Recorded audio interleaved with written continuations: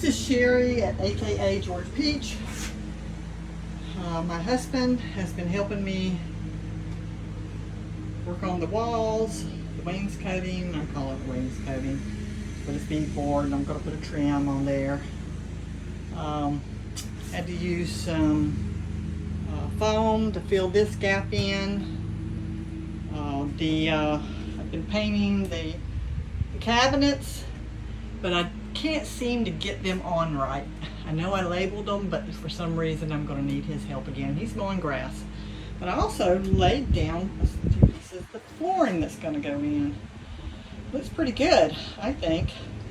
But there's more to come, and that'll have to be in next weekend. We're back up this way.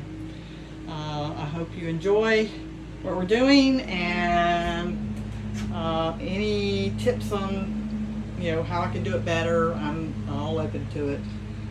But right now, this is where I'm at. Thanks, and you guys have a great summer.